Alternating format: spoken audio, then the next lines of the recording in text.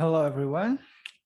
We are from group 3, and now we're going to explain about blending, compounding, phrasal words, and word structure. Now I'm going to introduce the member of our group. First, we have Radya Ayufa Putri, Michael Stefanus, Dino Fajar, Adrian Sugi, Marintan Bening, Lembayung Kinani, and Akhmad Fadin.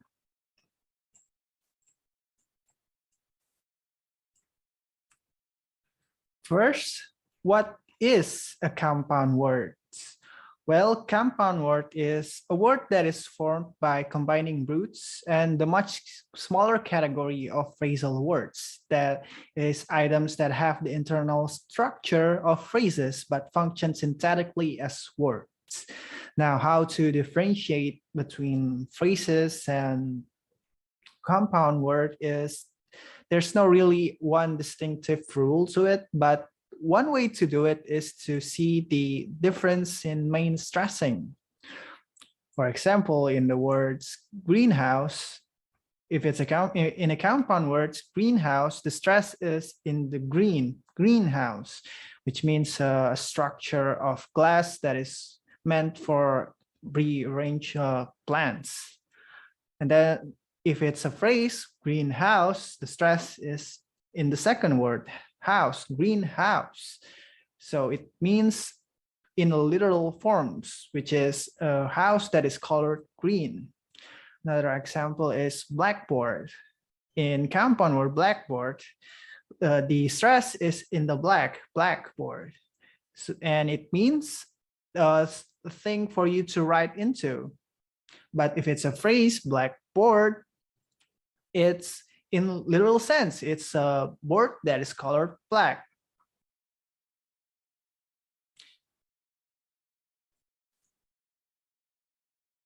In the next one, we have compound verbs.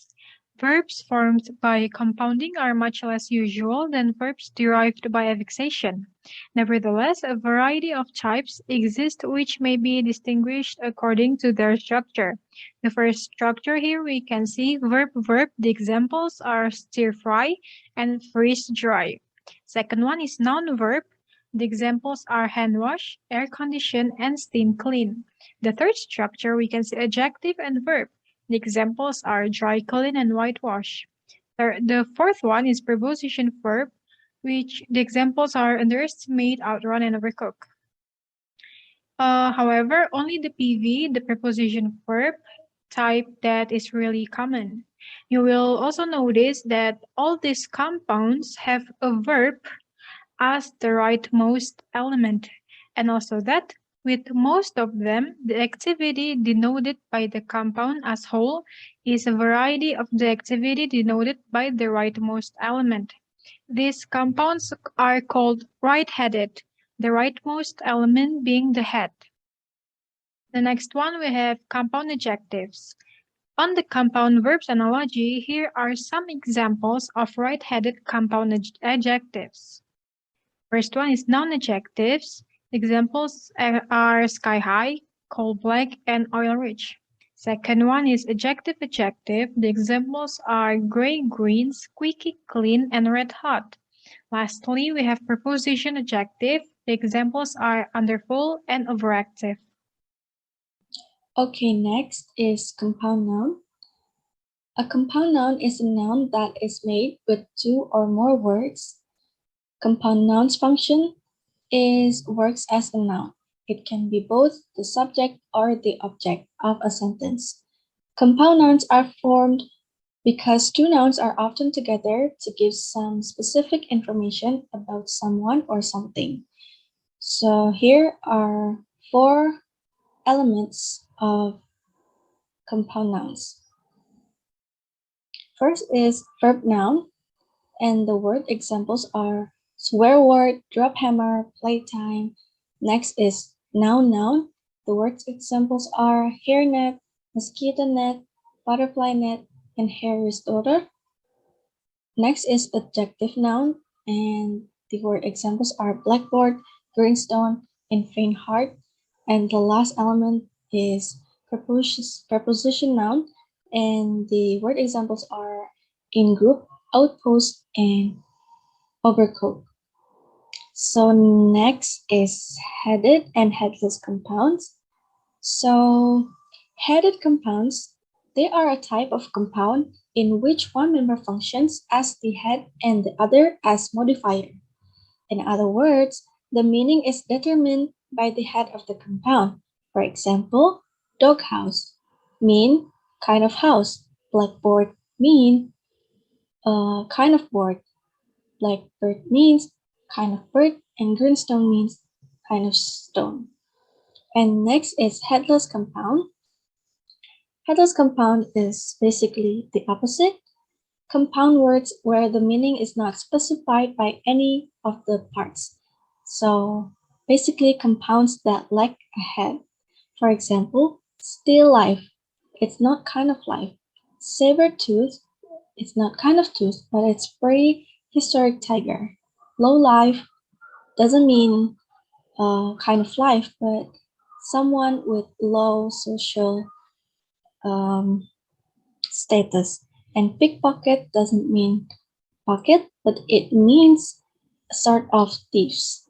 So the next topic will be delivered by my friends.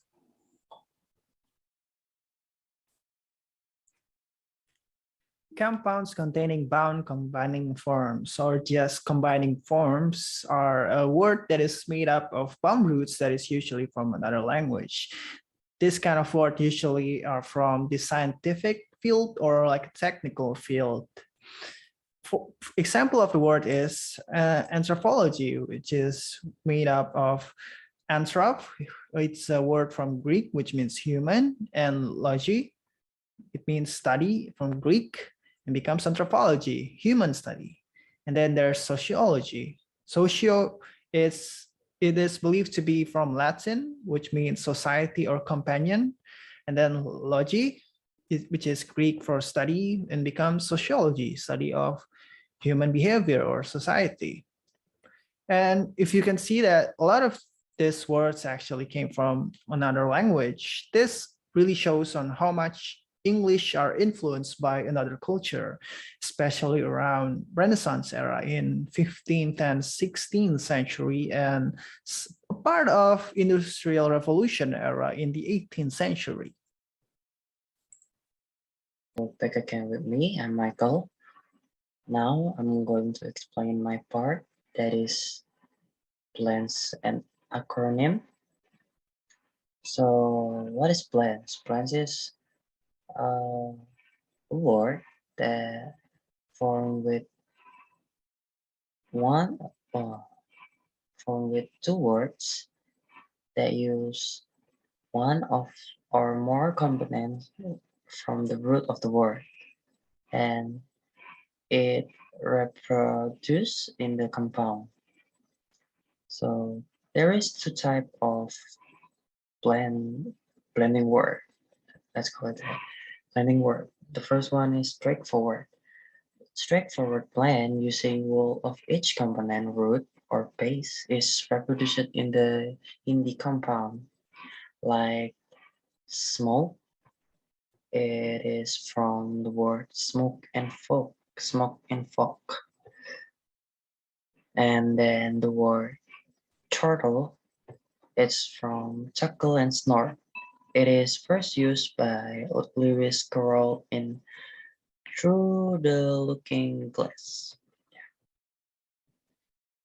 And then another type of plants is partial plants, where only one component is truncated, like Talkathon in it used top plus marathon, and the cheeseburger they use cheese plus hamburger. But the plan itself, the partial plan itself, it use only one root, and they truncate or they minimize the other word. And the other one is acronym.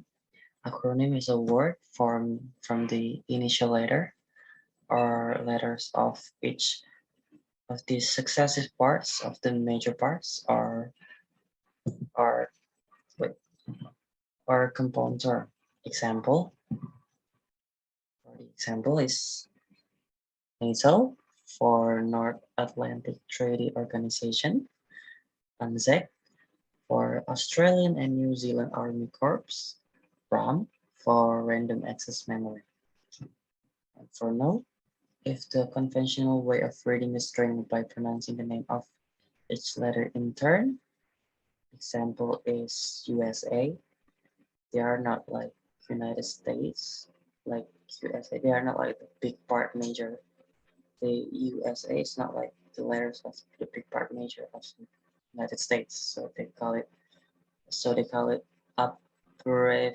abbreviation, not, and that is not an acronym. So the next one is phrasal words. Phrasal words are words whose internal structure is that of a clause or a phrase rather than of a compound. So the first one for the example is phrasal verb. The first one is run out of, run out of.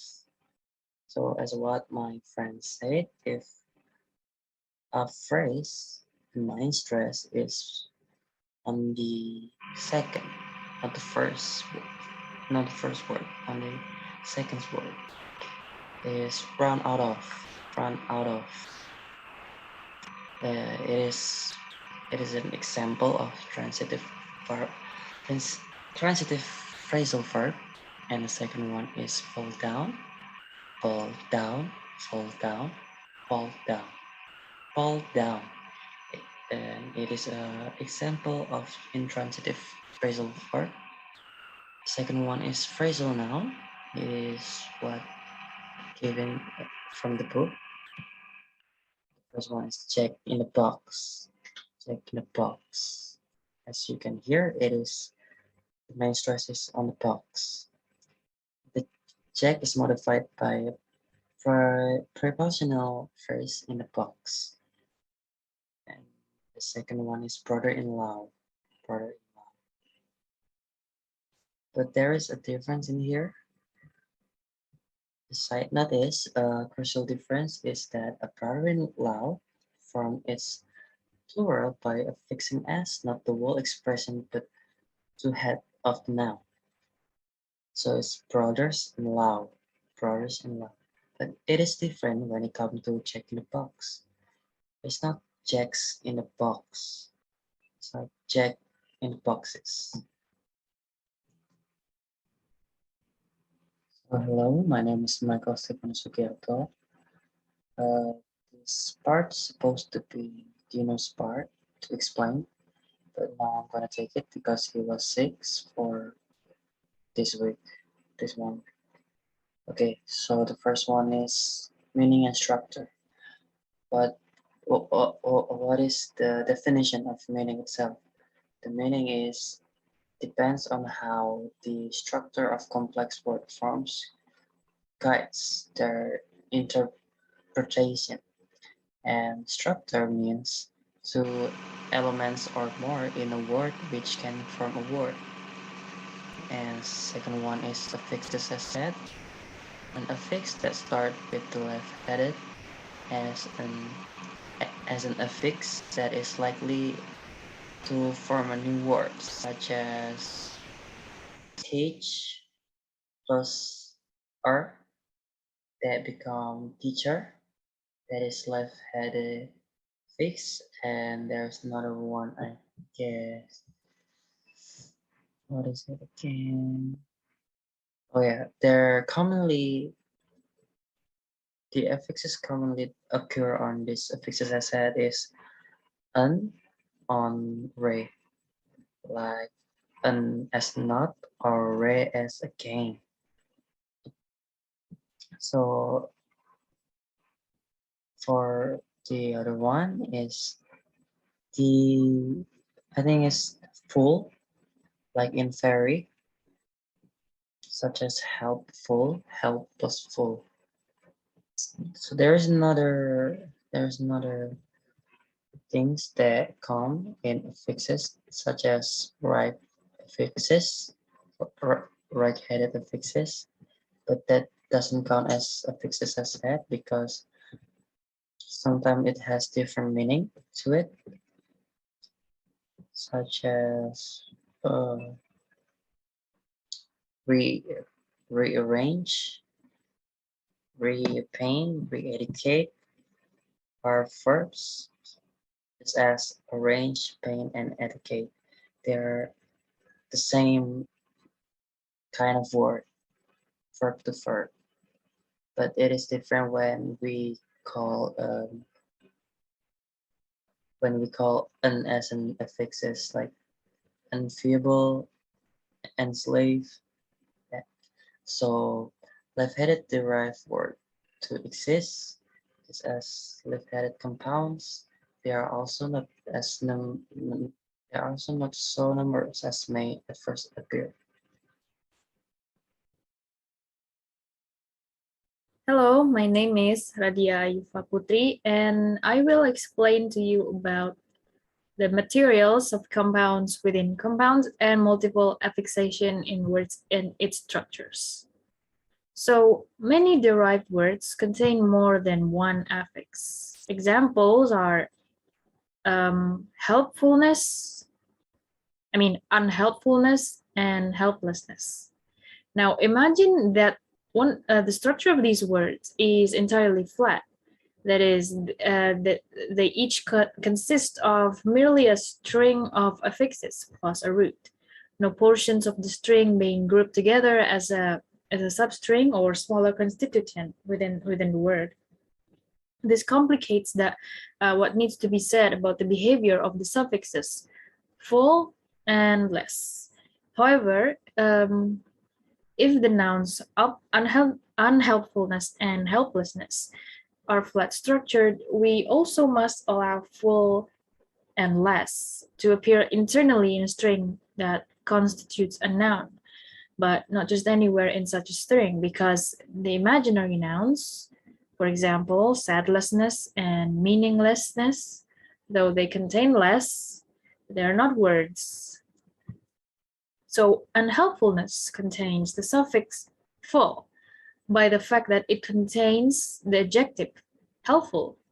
Likewise, unhelplessness contains less by the fact that it contains helpless.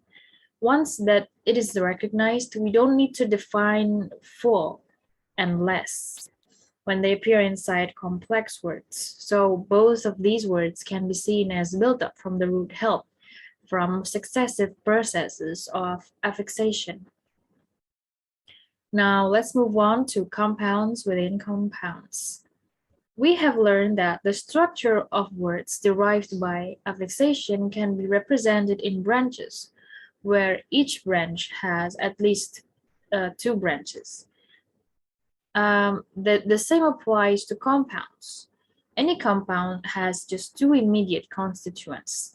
All that compounds that were discussed contained just 2 parts.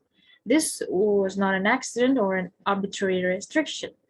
So to see this, consider, for example, hair restorer are the 2-part component, oven cleaner and window cleaner.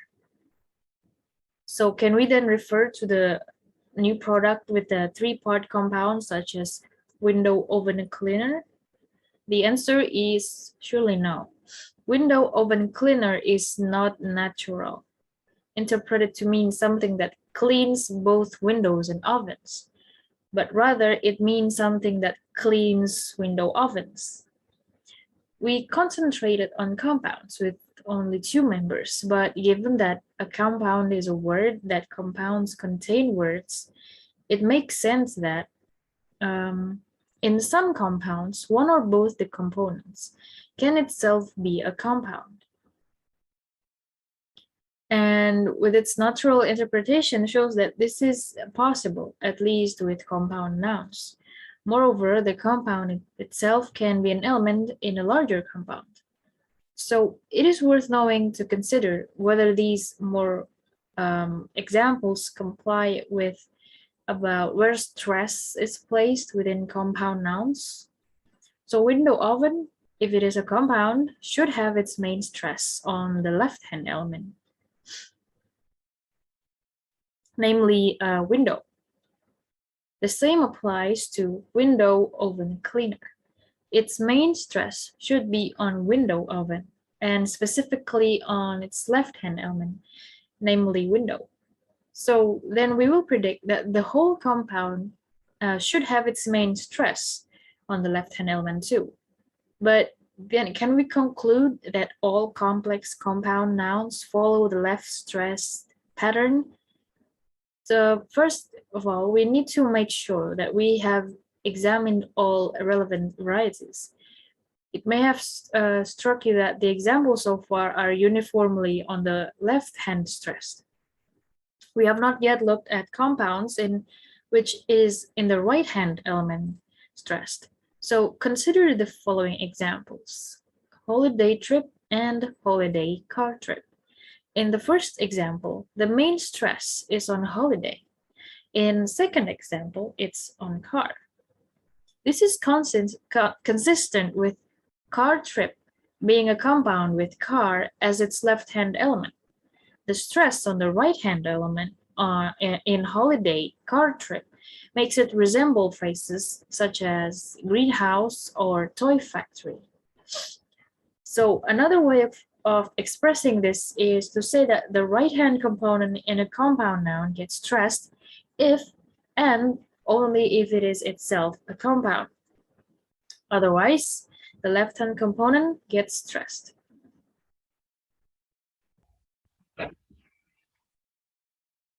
Mismatch between meaning and structures. There are some structure doesn't match with their meaning. Let's take an example. French history. There are two interpretation depends on the predicate. The first one is historian who is French or expert in French history, not necessarily a French person. Mm,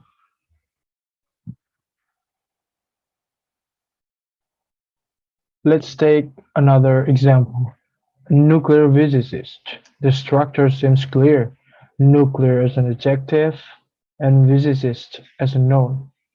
So, based on linguistic expression, the interpretation is always guided by their structures.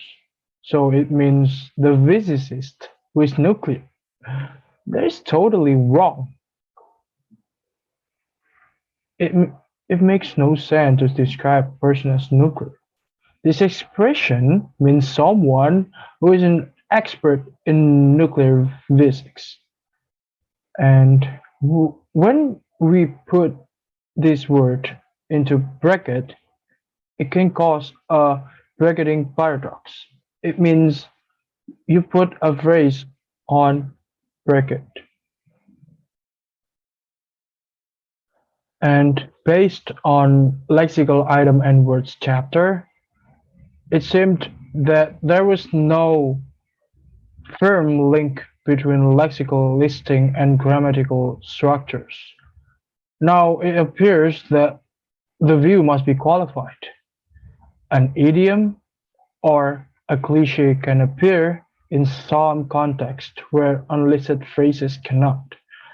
Whether we should analyze this context as being at the word level, so as to treat nuclear physicist as word rather than a phrases.